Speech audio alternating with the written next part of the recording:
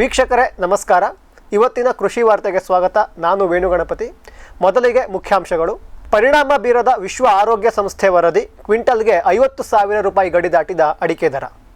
ಎಣ್ಣೆಕಾಳು ಬೆಳೆಗಳಲ್ಲಿ ಕುಲಾಂತರಿ ತಳಿಗಳನ್ನು ಬಳಕೆಗೆ ತನ್ನಿ ಎನ್ನುತ್ತಿರುವ SEA. ಮಾಲ್ಡೀವ್ಸ್ಗೆ ಹೋಗಬೇಕಾಗಿದ್ದ ಸಕ್ಕರೆ ಶ್ರೀಲಂಕಾ ತಲುಪಿದ ಪ್ರಕರಣದ ತನಿಖೆ ಆರಂಭಿಸಿದ DGFT. ಮಾರುಕಟ್ಟೆಗೆ ಬಂದ ಹೊಸ ಟೊಮೆಟೊ ಬೆಳೆ, ಇಳಿದ ದರ. ಹೆಚ್ಚುತ್ತಿದೆ ಎಣ್ಣೆ ತಾಳೆ ಬೆಳೆ ಕ್ಷೇತ್ರ, ಇದು ಉತ್ತಮ ಸಂಕೇತ ಎಂದ ಆರ್ಥಿಕ ತಜ್ಞರು. ಬೆಲೆ ಇದ್ದರೂ ಬೆಳೆ ಇಲ್ಲ, ಇದು ಈರುಳ್ಳಿ ರೈತರ ಕಥೆ ವ್ಯಥೆ. ಇದೀಗ ವಾರ್ತೆಗಳ ವಿವರ. ಪರಿಣಾಮ ಬೀರದ ವಿಶ್ವ ಆರೋಗ್ಯ ಸಂಸ್ಥೆ ವರದಿ. ಕ್ವಿಂಟಲ್ಗೆ 50,000 ರೂಪಾಯಿ ಗಡಿ ದಾಟಿದ ಕೆಂಪಡಿಕೆ ದರ. ಮಲೆನಾಡಿನ ವಾಣಿಜ್ಯ ಬೆಳೆ. ಇದೀಗ ಕರ್ನಾಟಕದ ಬಹುತೇಕ ಕಡೆ ಬಂದಿರುವ ಅಡಿಕೆ ಬೆಲೆ ಕ್ವಿಂಟಲ್ಗೆ 50,000 ರೂಪಾಯಿ ಗಡಿ ದಾಟಿದ್ದು ಬೆಳೆಗಾರರು ಮತ್ತೊಮ್ಮೆ ಖುಷಿಯಾಗಿದ್ದಾರೆ. ಅಡಿಕೆ ಕ್ಯಾನ್ಸರ್ ಕಾರಕ ಎನ್ನುವ ವರದಿಯನ್ನು ಕಳೆದ ವಾರದಲ್ಲಿ ವಿಶ್ವಸಂಸ್ಥೆ ಬಿಡುಗಡೆ ಮಾಡಿತ್ತು. ಇದರಿಂದ ಅಡಿಕೆಯ ದರ ಕಡಿಮೆ ಆಗಲಿದೆ ಎನ್ನುವ ವದಂತಿ ಹಬ್ಬಿತ್ತು. ಆದರೆ ವಿಶ್ವಸಂಸ್ಥೆಯ ವರದಿಯು ಮಾರುಕಟ್ಟೆ ಬೆಲೆ ಮೇಲೆ ಯಾವುದೇ ಪರಿಣಾಮ ಬೀರಿದ ಹಾಗೆ ಕಾಣುತ್ತಿಲ್ಲ. ಈ ವರ್ಷ ಪ್ರಾರಂಭದಲ್ಲಿ ಬಹುತೇಕ ಅಡಿಕೆ ತೋಟಗಳು ನೀರಿಲ್ಲದೆ ಸೊರಗಿದ್ದವು. ತದನಂತರ ಅತಿಯಾದ ಮಳೆಯಿಂದಾಗಿ ಮಲೆನಾಡು ಭಾಗದಲ್ಲಿ ಅಡಿಕೆ ಕೊಳೆ ರೋಗ ಹೆಚ್ಚಾಗಿ ಕಾಡಿತ್ತು. ಇದೆಲ್ಲದರ ಪರಿಣಾಮವಾಗಿ ಒಟ್ಟಾರೆ ಅಡಿಕೆ ಇಳುವರಿ ಈ ಬಾರಿ 50% ಕಡಿಮೆ ಆಗಿದೆ. ಹಿಂದಿನ ವರ್ಷದ ಉಗ್ರಾಣ ಸಹ ಖಾಲಿಯಾಗುತ್ತಿದ್ದು ಈ ವರ್ಷದ ಬೆಳೆ ಸಹ ಕುಂಠಿತವಾಗಿರುವುದು ಅಡಿಕೆ ಬೆಲೆ ಏರುತ್ತಿರುವುದಕ್ಕೆ ಕಾರಣ ಎನ್ನಲಾಗಿದೆ. ಜೂನ್ ಮೊದಲನೇ ವಾರದಲ್ಲಿ ಕೆಂಪಡಿಕೆ ಧಾರಣೆ ಕ್ವಿಂಟಲ್ಗೆ 54,000 ರೂಪಾಯಿ ಇತ್ತು. ಜೂನ್ 20ರಿಂದ ದರ ಕಡಿಮೆ ಆಗುತ್ತಲೇ ಬಂದಿದ್ದು ಅಕ್ಟೋಬರ್ನ ಕೊನೆಯ ವಾರದಿಂದ ನಿಧಾನವಾಗಿ ಚೇತರಿಕೆ ಕಾಣತೊಡಗಿತ್ತು. ಸಾಂಪ್ರದಾಯಿಕವಾಗಿ ಅಡಿಕೆ ತೋಟ ಬೆಳೆಯುವ ಮಲೆನಾಡಿನಲ್ಲಿ ಅಡಿಕೆಯ ಕೊಯ್ಲು ಆರಂಭವಾಗಿದೆ.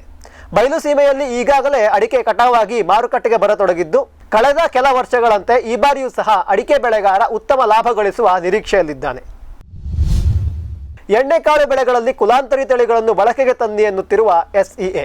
ದಿನೇ ದಿನೇ ಹೆಚ್ಚುತ್ತಿರುವ ಅಡಿಗೆ ಎಣ್ಣೆಯ ಬಳಕೆ ಮತ್ತು ಬೇಡಿಕೆಯನ್ನು ನೀಗಿಸಲು ಭಾರತ ಸರ್ಕಾರ ಎಣ್ಣೆಕಾಳು ಬೆಳೆಗಳಲ್ಲಿ ಕುಲಾಂತರಿ ತಳಿಗಳನ್ನು ಬಳಸಲು ಅವಕಾಶ ನೀಡಬೇಕು ಎಂದು ದಿ ಸಾಲ್ವೆಂಟ್ ಎಕ್ಸ್ಟ್ರಾಕ್ಟರ್ಸ್ ಅಸೋಸಿಯೇಷನ್ ಆಫ್ ಇಂಡಿಯಾದ ಮುಖ್ಯಸ್ಥರಾದ ಶ್ರೀ ಸಂಜೀವ್ ಅಸ್ಥಾನ್ ಅವರು ಅಭಿಪ್ರಾಯಪಟ್ಟಿದ್ದಾರೆ. 2029-30ರವರೆಗಲ್ಲ ಭಾರತದ ಒಟ್ಟಾರೆ ಎಣ್ಣೆಕಾಳು ಬೆಳೆಗಳ ಉತ್ಪಾದನೆ ಸುಮಾರು 45ರಿಂದ 50 ಮಿಲಿಯನ್ ಟನ್ನಷ್ಟು ಇರಲಿದೆ ಎಂದು ಅಂದಾಜಿಸಲಾಗಿದೆ. ಅದರಂತೆ ಅಡುಗೆ ಎಣ್ಣೆಯ ಉತ್ಪಾದನೆ ಸಹ ಸುಮಾರು 15ರಿಂದ 17 ಮಿಲಿಯನ್ ಟನ್ನಷ್ಟಾಗಲಿದೆ. ಆದರೆ ಭಾರತದ ಅಡುಗೆ ಎಣ್ಣೆಯ ಬೇಡಿಕೆ 2029-30ರವರೆಗೆ ಸುಮಾರು 32 ಮಿಲಿಯನ್ ಟನ್ನಷ್ಟು ಇರಲಿದೆ ಎನ್ನಲಾಗಿದೆ. ಅಂದರೆ ಮುಂದಿನ 6 ವರ್ಷಗಳಲ್ಲಿ ಭಾರತದಲ್ಲಿ ಉತ್ಪಾದಿಸಲಾಗುತ್ತಿರುವ ಅಡುಗೆ ಎಣ್ಣೆಗಿಂತ ದುಪ್ಪಟ್ಟು ಅಡುಗೆ ಎಣ್ಣೆ ಬಳಕೆಯಾಗಲಿದೆ. ಬೇಡಿಕೆ ಮತ್ತು ಪೂರೈಕೆಯ ನಡುವೆ ಇಷ್ಟೊಂದು ವ್ಯತ್ಯಾಸ ಇರುವುದರಿಂದ ಮತ್ತು ಇರುತ್ತದೆಯಾದ್ದರಿಂದ ಸಾಸಿವೆಯಂತಹ ಬೆಳೆಗಳಲ್ಲಿ ಈಗಾಗಲೇ ಅಭಿವೃದ್ಧಿಯಾಗಿರುವ ಕುಲಾಂತರಿ ತಳಿಗಳನ್ನು ಬೆಳೆಯಲು ಅನುಮತಿ ನೀಡಬೇಕೆಂದು SEA ಅಭಿಪ್ರಾಯಪಟ್ಟಿದೆ. ಸಾಸಿವೆಯಲ್ಲಿ ಕುಲಾಂತರಿ ತಳಿ ಬೆಳೆಯಲು ರೈತರೇ ವಿರೋಧ ವ್ಯಕ್ತಪಡಿಸುತ್ತಿದ್ದು ಕುಲಾಂತರಿ ತಳಿ ತಮಗೆ ಬೇಡ ಎನ್ನುವ ಅಭಿಪ್ರಾಯ ರೈತರದ್ದಾಗಿದೆ. ಇದೀಗ SEA ಕುಲಾಂತರಿ ತಳಿಗಳು ಬೇಕು ಎನ್ನುತ್ತಿದ್ದು ಇದರ ಕುರಿತು ರೈತರ ಅಭಿಪ್ರಾಯ ಏನಾಗಲಿದೆ ಎನ್ನುವುದನ್ನು ಕಾದು ನೋಡಬೇಕಾಗಿದೆ. ಮಾಲ್ಡೀವ್ಸ್ಗೆ ಹೋಗಬೇಕಿದ್ದ ಸಕ್ಕರೆ ಶ್ರೀಲಂಕಾ ತಲುಪಿದ ಪ್ರಕರಣದ ತನಿಖೆ ಆರಂಭಿಸಿದ DGFT. ಭಾರತ ಸರ್ಕಾರ ಮಾಲ್ಡೀವ್ ದೇಶಕ್ಕೆ ಕಳಿಸುತ್ತಿದ್ದ ಸಕ್ಕರೆಯ ಕೆಲ ಕಂಟೈನರ್ಗಳು ಶ್ರೀಲಂಕಾದ ಬಂದರಿನಲ್ಲಿ ಪತ್ತೆಯಾಗಿದ್ದವು. ಮಾಲ್ಡೀವ್ಸ್ ದೇಶಕ್ಕೆ ಹೋಗುತ್ತಿದ್ದ ಸಕ್ಕರೆಯಲ್ಲೇ ಕೆಲ ಪ್ರಮಾಣವನ್ನು ಕಾನೂನು ಬಾಹಿರವಾಗಿ ಶ್ರೀಲಂಕಾಗೆ ಕಳಿಸಲಾಗಿದೆ ಎನ್ನುವ ದೂರು ಕೇಳಿಬಂದಿತ್ತು. ಈ ವಿಷಯದ ಕುರಿತು ಇದೀಗ the directorate general of foreign trade ತನ್ನ ತನಿಖೆಯನ್ನು ಆರಂಭಿಸಿದೆ. ಭಾರತ ಸರ್ಕಾರ ವಿದೇಶಗಳಿಗೆ ಸಕ್ಕರೆ ರಫ್ತು ಮಾಡುವುದನ್ನು ನಿಷೇಧಿಸಿದೆ. ಆದರೆ ಮಾಲ್ಡೀವ್ಸ್ ಸರ್ಕಾರದ ಜೊತೆಗಿನ ದ್ವಿಪಕ್ಷೀಯ ಮಾತುಕತೆಯ ನಂತರ ಭಾರತದಿಂದ ಸುಮಾರು 64,494.33 ಟನ್ನಷ್ಟು ಸಕ್ಕರೆಯನ್ನು ಮಾಲ್ಡೀವ್ಸ್ ನೆಡೆಗೆ ಸರ್ಕಾರ ಕಳುಹಿಸಿತ್ತು. ಈ ಸಕ್ಕರೆಯಲ್ಲೇ ಕೆಲ ಕಂಟೈನರ್ಗಳು ಮಾರ್ಗ ಬದಲಿಸಿ ಶ್ರೀಲಂಕಾವನ್ನು ತಲುಪಿವೆ ಎನ್ನಲಾಗಿದೆ. ಈ ಪ್ರಕರಣಕ್ಕೆ ಸಂಬಂಧಿಸಿ ಶ್ರೀಲಂಕಾದ ನ್ವಾವಾ ಶೇವಾ ಬಂದರಿನಲ್ಲಿ ಒಟ್ಟಾರೆ 7 ಸಕ್ಕರೆ ಕಂಟೈನರ್ಗಳನ್ನು ವಶಕ್ಕೆ ಪಡೆಯಲಾಗಿತ್ತು. ಇದೀಗ DGFT ಶ್ರೀಲಂಕಾಗೆ ತೆರಳಿದ್ದು ತನ್ನ ತನಿಖೆಯನ್ನು ಆರಂಭಿಸಲಿದೆ.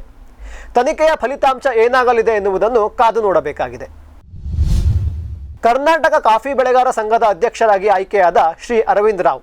ಕರ್ನಾಟಕ ಕಾಫಿ ಬೆಳೆಗಾರ ಸಂಘದ 66ನೇ ವಾರ್ಷಿಕ ಸಮಾವೇಶವನ್ನು ಮಡಿಕೇರಿಯಲ್ಲಿ ಆಯೋಜಿಸಲಾಗಿತ್ತು. ಈ ವಾರ್ಷಿಕ ಸಮಾವೇಶದಲ್ಲಿ ದೇಶದ ಕಾಫಿ ಬೆಳೆಯ ಸ್ಥಿತಿಗತಿಯ ಬಗ್ಗೆ, ಮುಂಬರಲಿರುವ ಸವಾಲುಗಳ ಬಗ್ಗೆ ಸಹ ಚರ್ಚಿಸಲಾಯಿತು. ಇದೇ ಸಮಾವೇಶದಲ್ಲಿ ಕರ್ನಾಟಕ ಕಾಫಿ ಬೆಳೆಗಾರರ ಸಂಘದ ಅಧ್ಯಕ್ಷೀಯ ಚುನಾವಣೆಯನ್ನು ಸಹ ಆಯೋಜಿಸಲಾಗಿತ್ತು. ಅರವಿಂದ್ ರಾವ್ ಅವರು ಕಾಫಿ ಬೆಳೆಗಾರರ ಸಂಘದ ಅಧ್ಯಕ್ಷರಾಗಿ ಆಯ್ಕೆಯಾಗಿದ್ದಾರೆ. ಜೊತೆಗೆ ಸಲ್ಮಾನ್ ಬಶೀರ್ ಅವರು ಉಪಾಧ್ಯಕ್ಷರಾಗಿ ಆಯ್ಕೆಯಾಗಿದ್ದಾರೆ. ಸಭೆಯನ್ನುದ್ದೇಶಿಸಿ ಮಾತನಾಡಿದ ನೂತನ ಅಧ್ಯಕ್ಷರು ರಾಜ್ಯದ ಕಾಫಿ ಬೆಳೆಗಾರರ ಹಿತಾಸಕ್ತಿಯನ್ನು ಕಾಪಾಡುವತ್ತ ಕರ್ನಾಟಕ ಕಾಫಿ ಬೆಳೆಗಾರರ ಸಂಘ ಬಹಳ ವರ್ಷಗಳಿಂದ ಕೆಲಸ ಮಾಡುತ್ತಿದೆ. ಇನ್ನು ಮುಂದೂ ಸಹ ಕಾಫಿ ಬೆಳೆಗಾರರಿಗಾಗಿ ಕೆಲಸ ಮಾಡಲು ಉತ್ಸುಕನಾಗಿದ್ದೇನೆ ಎಂದರು. ಯುರೋಪಿನ ಹೊಸ ಅರಣ್ಯನಾಶ ಕಾಯ್ದೆಯ ಬಗ್ಗೆ ಸಹ ಮಾತನಾಡಿದ ನೂತನ ಅಧ್ಯಕ್ಷರು, ಹೊಸ ಕಾಯ್ದೆಯ ಬಗ್ಗೆ, ಅದಕ್ಕಾಗಿ ರಫ್ತು ಮಾಡಬೇಕಾದರೆ ಹೊಸದಾಗಿ ಹೊಂದಿರಬೇಕಾದ ಪ್ರಮಾಣ ಪತ್ರದ ಬಗ್ಗೆ ರೈತರಿಗೆ ತಿಳಿಸಬೇಕಾದ ಅಗತ್ಯ ಇದೆ. ಅದನ್ನೂ ಸಹ ರೈತರಿಗೆ ಮನದಟ್ಟು ಮಾಡಿಸುವ ಕಾರ್ಯದಲ್ಲಿ ಕಾಫಿ ಬೆಳೆಗಾರರ ಸಂಘ ನಿರತವಾಗಲಿದೆ ಎಂದರು. ಇದೀಗ ಒಂದು ವಾಣಿಜ್ಯ ವಿರಾಮ. ವೆಟ್ಪೆಟ್ ಗಿಡಮೂಲಿಕಾ ಉತ್ಪನ್ನಗಳು. ಬೋವಿಟೋನ್ ವೆಟ್ 33 ಗಿಡಮೂಲಿಕೆಗಳ ಜಾನುವಾರು ಆರೋಗ್ಯವರ್ಧಕ ಟಾನಿಕ್. ದೂದ್ ಪ್ಲಸ್ ಅಧಿಕ ಹಾಲು, ಡಿಗ್ರಿ ಮತ್ತು ಫ್ಯಾಟ್, ರಾಸು ಸುಲಭವಾಗಿ ಹಾಲಿಳಿಸುತ್ತದೆ. ಫಾಸ್ಟ್ ಪ್ಲಸ್ ಗರಿಷ್ಠ ರಂಜಕ, ಕ್ಯಾಲ್ಸಿಯಂ, ಜೀವಸತ್ವಗಳು, ಖನಿಜಗಳು, ಪ್ರೋಬಯೋಟಿಕ್ಸ್ ಇತ್ಯಾದಿ. ಹಸು, ಎತ್ತು, ಎಮ್ಮೆ, ಕೋಣ, ಹಂದಿ, ಕುರಿ, ಆಡು, ಕೋಳಿಗಳಿಗೆ ವೆಟ್ ಪೆಟ್ ಫಾರ್ಮುಲೇಷನ್ಸ್ ಉತ್ಪಾದನೆ, ಶ್ರಮಜೀವಿಯಿಂದ ಸರಬರಾಜು. ಜಾಣ ಹೈನುಗಾರನ ಜಾಣ್ಮೆಯ ಆಯ್ಕೆ ವೆಟ್ ಪೆಟ್ ಉತ್ಪನ್ನಗಳು. ಸಮೃದ್ಧ ಸಾವಯವ ಗೊಬ್ಬರ, ಎಂಎಸ್ಜಿಪಿ ಮತ್ತು ಕೆಸಿಡಿಸಿ ಉತ್ಪಾದನೆ, ಫಾರ್ಮ್ ಟಿವಿಯಿಂದ ಸರಬರಾಜು. ಅತಿ ಕಡಿಮೆ ಬೆಲೆಗೆ ಅತ್ಯುತ್ತಮ ಗೊಬ್ಬರ. ಇಲ್ಲ ಭಾರಲೋಹ, ಕೃಷಿ ವಿಶ್ವವಿದ್ಯಾಲಯದಿಂದ ಪರೀಕ್ಷಿತ. ಸಾವಯವ ಇಂಗಾಲ, ಎನ್ಪಿಕೆ, ಪಿಎಚ್, ಇಸಿ ಎಲ್ಲ ನಿಗದಿತ ಮಿತಿಯಲ್ಲಿ. ಅಡಿಕೆ, ತೆಂಗು, ಬಾಳೆ, ಕಾಫಿ, ದಾಳಿಂಬೆ, ದ್ರಾಕ್ಷಿ, ಕಬ್ಬು, ಭತ್ತ, ಜೋಳ, ಹತ್ತಿ ಹೀಗೆ ಎಲ್ಲಾ ಬೆಳೆಗಳಿಗೂ ಪ್ರಶಸ್ತ. ಜೀವಂತ ಮಣ್ಣು, ಸಮೃದ್ಧ ಬೆಳೆ, ಅತ್ಯಧಿಕ ಲಾಭಕ್ಕೆ ಬಳಸಿ ಸಿಟಿ ಕಾಂಪೋಸ್ಟ್. ವೆಟ್ ಪೆಟ್ ಗಿಡಮೂಲಿಕಾ ಉತ್ಪನ್ನಗಳು. ಮೇಷ ಟಾನಿಕ್, ಕುರಿ ಮತ್ತು ಆಡುಗಳ ಒತ್ತಡ, ರೋಗ, ಕ್ರಿಮಿ ನಿವಾರಕ, ಹೆಚ್ಚಿನ ಬೆಳವಣಿಗೆ. ಕುಕ್ಕುಟ ಟಾನಿಕ್, ಕಡಿಮೆ ಆಹಾರ, ಉತ್ತಮ ಆರೋಗ್ಯ, ಕೋಳಿಗಳ ಅಧಿಕ ಬೆಳವಣಿಗೆ. ಕೆಚ್ಚಲು ಕೇರ್, ಕೆಚ್ಚಲು ಬಾವು ಬರದಂತೆ ತಡೆಯಲು, ಬಂದರೆ ಬಾವು ನೋವು ಶಮನಕ್ಕೆ. ವೆಟ್ ಪೆಟ್ ಉತ್ಪಾದನೆ, ಶ್ರಮಜೀವಿಯಿಂದ ಸರಬರಾಜು. ಜಾಣ ಹೈನುಗಾರನ ಜಾಣ್ಮೆಯ ಆಯ್ಕೆ ವೆಟ್ ಪೆಟ್ ಉತ್ಪನ್ನಗಳು. ವಿರಾಮದ ನಂತರ ಕಾರ್ಯಕ್ರಮಕ್ಕೆ ಮತ್ತೊಮ್ಮೆ ಸ್ವಾಗತ. ಮಾರುಕಟ್ಟೆಗೆ ಬಂದ ಹೊಸ ಟೊಮೆಟೊ ಬೆಳೆ ಇಳಿದ ದರ. ಅತಿ ಹೆಚ್ಚು ಟೊಮೆಟೊ ಬೆಳೆಯುವ ರಾಜ್ಯಗಳಾದ ಆಂಧ್ರ ಪ್ರದೇಶ ಮತ್ತು ಕರ್ನಾಟಕದಲ್ಲಿ ಮುಂಗಾರು ಬಹಳಷ್ಟು ದಿನ ಮುಂದುವರೆದಿದ್ದ ಪರಿಣಾಮವಾಗಿ ಅಕ್ಟೋಬರ್ ತಿಂಗಳಲ್ಲಿ ಹಠಾತ್ ಏರಿದ್ದ ಟೊಮೆಟೊ ಬೆಲೆ ಇದೀಗ ನಿಧಾನವಾಗಿ ಸಹಜ ಸ್ಥಿತಿಗೆ ಮರಳುತ್ತಿದೆ. ಅದೇ ರೀತಿ ಕಳೆದ 2 ತಿಂಗಳುಗಳಲ್ಲಿ ಎಪಿಎಂಸಿ ಮಾರುಕಟ್ಟೆಗಳಲ್ಲಿಯೂ ಸಹ ಒಳ್ಳೆಯ ಬೆಲೆ ಇದ್ದಿದ್ದರಿಂದ ಖುಷಿಯಾಗಿದ್ದ ರೈತರಿಗೆ ಇದೀಗ ದರ ಕುಸಿದಿರುವುದು ಚಿಂತೆಗೆ ಕಾರಣವಾಗಿದೆ. ಸಾಮಾನ್ಯವಾಗಿ ಅಕ್ಟೋಬರ್ ನವೆಂಬರ್ ತಿಂಗಳು ಕರ್ನಾಟಕ ಮತ್ತು ಆಂಧ್ರದಲ್ಲಿ ಟೊಮೆಟೊ ಕಟಾವಾಗುವ ಸಮಯ. ಈ ಸಮಯದಲ್ಲಿ ಮಾರುಕಟ್ಟೆಗೆ ಅಧಿಕವಾಗಿ ಟೊಮೆಟೊ ಬಂದಿರುವುದರಿಂದ ಗ್ರಾಹಕರಿಗೆ ಟೊಮೆಟೊ ಬೆಲೆ ಕಡಿಮೆ ದರದಲ್ಲಿ ಸಿಗಲು ಸಾಧ್ಯವಾಗುವಂತೆ ಮಾಡಿದೆ. ಬೆಂಗಳೂರಿನ ಮಾರುಕಟ್ಟೆಗಳಲ್ಲಿ ಕಿಲೋಗ್ರಾಂಗೆ 50 ರೂಪಾಯಿ ಇದ್ದ ಟೊಮೆಟೊ ದರ ಇದೀಗ 30 ರೂಪಾಯಿಗೆ ಇಳಿದಿದೆ. ಅದೇ ರೀತಿ ಎಪಿಎಂಸಿ ಮಾರುಕಟ್ಟೆಗಳಲ್ಲಿಯೂ ಸಹ ಕ್ವಿಂಟಲ್ಗೆ 2400ರಿಂದ 2700 ರೂಪಾಯಿ ಇದ್ದ ಟೊಮೆಟೊ ಬೆಲೆ ಒಂದೇ ವಾರದಲ್ಲಿ ಕ್ವಿಂಟಲ್ಗೆ 500ರಿಂದ 1200 ರೂಪಾಯಿಗೆ ಕುಸಿದಿದೆ. ಇದು ಟೊಮೆಟೊ ಕಟಾವಿನ ಸಮಯವಾಗಿದ್ದು 1 ತಿಂಗಳಿಂದ ಅತ್ಯುತ್ತಮವಾಗಿದ್ದ ಟೊಮೆಟೊ ದರ ಒಮ್ಮೆಲೆ ಕುಸಿದಿರುವುದಕ್ಕೆ ರೈತರು ಕಂಗಾಲಾಗಿದ್ದಾರೆ. ರಾಜ್ಯದ ಕೋಲಾರ, ಬೆಂಗಳೂರು ಮಾರುಕಟ್ಟೆಗೆ ಒಮ್ಮೆಲೆ ಬಹಳಷ್ಟು ಟೊಮೆಟೊ ಬೆಳೆ ಬಂದಿರುವುದು ಬೆಲೆ ಇಳಿಯಲು ಕಾರಣ ಎನ್ನಲಾಗಿದೆ. ಈ ವರ್ಷ ಒಳ್ಳೆಯ ಫಸಲು ತೆಗೆದು ಉತ್ತಮ ಲಾಭದ ನಿರೀಕ್ಷೆಯಲ್ಲಿದ್ದ ರೈತರಿಗೆ ಮತ್ತೊಮ್ಮೆ ನಿರಾಸೆಯಾಗಿದೆ. ಹೆಚ್ಚುತ್ತಿದೆ ಎಣ್ಣೆ ತಾಳೆ ಬೆಳೆ ಕ್ಷೇತ್ರ, ಇದು ಉತ್ತಮ ಸಂಕೇತ ಎಂದ ಆರ್ಥಿಕ ತಜ್ಞರು. ಭಾರತ ಸರ್ಕಾರ ಎಣ್ಣೆಕಾಳು ಬೆಳೆಗಳ ಉತ್ಪಾದನೆಯನ್ನು ಹೆಚ್ಚಿಸಿ ಅಡುಗೆ ಎಣ್ಣೆಯಲ್ಲಿ ಆತ್ಮನಿರ್ಭರತೆ ಸಾಧಿಸಲು ನಿರ್ಧರಿಸಿ ರಾಷ್ಟ್ರೀಯ ಎಣ್ಣೆಕಾಳು ಮಿಷನ್, ರಾಷ್ಟ್ರೀಯ ಎಣ್ಣೆ ತಾಳೆ ಮಿಷನ್ ಅನ್ನು ಆರಂಭಿಸಿತ್ತು. ಇದೀಗ ಕೇಂದ್ರ ಸರ್ಕಾರದ ಪ್ರಯತ್ನ ಫಲಪ್ರದವಾಗುವ ಲಕ್ಷಣಗಳು ಕಾಣುತ್ತಿವೆ. ಭಾರತದಾದ್ಯಂತ ಎಣ್ಣೆ ತಾಳೆ ಬೆಳೆಯನ್ನು ಹೆಚ್ಚು ರೈತರು ಹಾಕತೊಡಗಿದ್ದು ಬೆಳೆ ಕ್ಷೇತ್ರ ಮತ್ತು ಇಳುವರಿ ನಿಧಾನವಾಗಿ ಹೆಚ್ಚುತ್ತಿದೆ. 1991ರ ಆಸುಪಾಸಲ್ಲಿ ಕೇವಲ 21,462 ಎಕರೆಯಷ್ಟಿದ್ದ ಎಣ್ಣೆ ತಾಳೆಯ ಬೆಳೆ ಕ್ಷೇತ್ರ ಈ ವರ್ಷ ಮಾರ್ಚ್ನವರೆಗೆ 10 ಲಕ್ಷ ಎಕರೆಯಷ್ಟಾಗಿದೆ. ಎಣ್ಣೆ ತಾಳೆ ಅಧಿಕ ನೀರು ಬೇಡುವ ಬೆಳೆಯಾಗಿದ್ದರೂ ಸಹ ಸಾಮಾನ್ಯವಾಗಿ ಭತ್ತ ಮತ್ತು ಕಬ್ಬನ್ನು ಬೆಳೆಯುವ ರೈತರು, ನೀರಿನ ವ್ಯವಸ್ಥೆ ಒಳ್ಳೆಯದಿರುವ ರೈತರು ಎಣ್ಣೆ ತಾಳೆ ಗಿಡಗಳನ್ನು ಹಾಕಲು ಉತ್ಸಾಹ ತೋರುತ್ತಿದ್ದಾರೆ. ಅದಲ್ಲದೆ ಎಣ್ಣೆ ತಾಳೆಯನ್ನು ರೈತರ ಹೊಲದಿಂದ ಕೂಡಲೇ ಸಾಗಿಸಿ ಸಂಸ್ಕರಿಸುವ ಕೆಲಸವನ್ನು ಸಹ ಎಣ್ಣೆ ತಯಾರಿಸುವ ಕಾರ್ಖಾನೆಗಳು ಮಾಡುತ್ತಿರುವುದು ರೈತರಿಗೂ ಸಹ ಯಾವುದೇ ತಾಪತ್ರಯ ಇಲ್ಲದಂತೆ ಮಾಡಿದೆ. ಈ ಎಲ್ಲ ಕಾರಣದಿಂದ ರೈತರ ನಡುವೆ ಎಣ್ಣೆ ತಾಳೆ ನಿಧಾನವಾಗಿ ಪ್ರಸಿದ್ಧವಾಗುತ್ತಿದ್ದು ಇದು ದೇಶದ ಆರ್ಥಿಕತೆಯ ದೃಷ್ಟಿಯಿಂದಲೂ ಸಹ ಒಳ್ಳೆಯದು ಎಂದು ಹಲವರು ಅಭಿಪ್ರಾಯಪಟ್ಟಿದ್ದಾರೆ. ಬೆಲೆ ಇದ್ದರೂ ಬೆಳೆ ಇಲ್ಲ, ಇದು ಈರುಳ್ಳಿ ರೈತರ ಕಥೆ ವ್ಯಥೆ.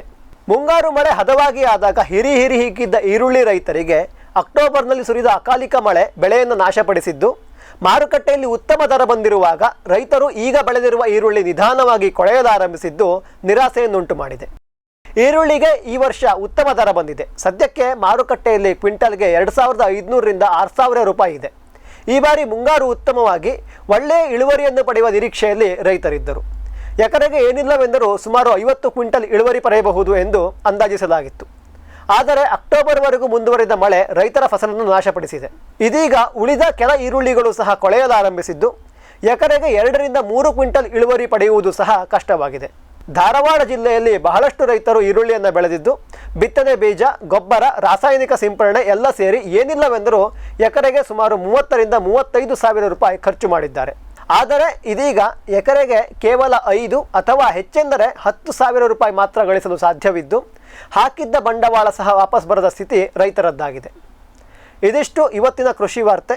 ನಿರಂತರ ಕೃಷಿ ಕುರಿತಾದ ಕಾರ್ಯಕ್ರಮಗಳಿಗೆ ವೀಕ್ಷಿಸಿ ಫಾರಂ ಟಿವಿ. ನಮಸ್ಕಾರ.